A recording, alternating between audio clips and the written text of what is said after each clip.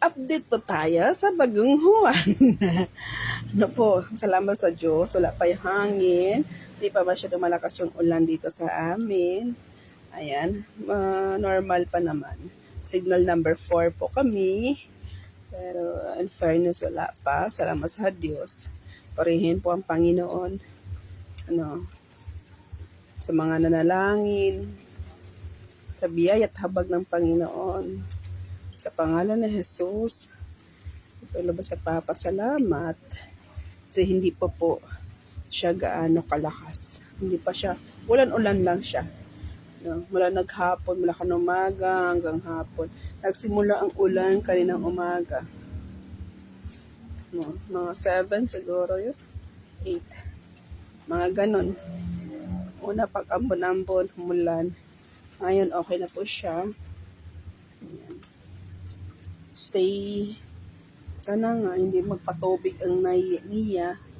Kasi kung magpatubig ang niya, wala.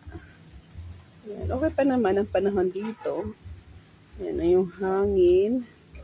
Okay pa naman, normal pa man siya. Tapos may solar. Gumagana yung solar. So nagkakarga siya. Nagkarga siya ng kala ko nga hindi siya magkarga ng baterya. Nagkarga naman. Hopefully hanggang siya. Yan. Normal pa man dito sa amin. So, okay pa naman. Okay pa sa all right. So, siguro magdadagdag ako ng solar. Dada ako ng solar dito. In case emergency, may ilaw.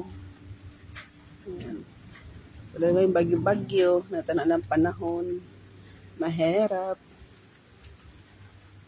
Wala lang sa Diyos.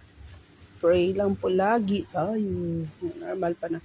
Yung hangin niya normal pa naman.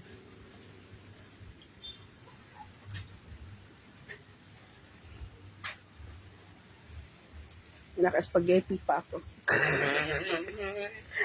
Spaghetti pa si Lola. Inform po ako, wala pong katay bukas. Wala pong baboy.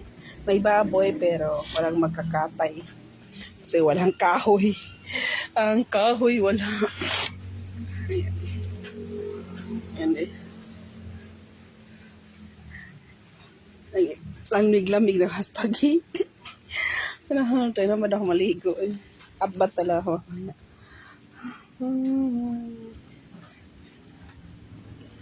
Okay pa naman dito.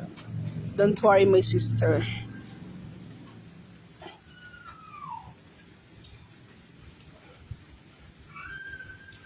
Wala pa naman. Salamat sa Diyos. Purihin ng Panginoon.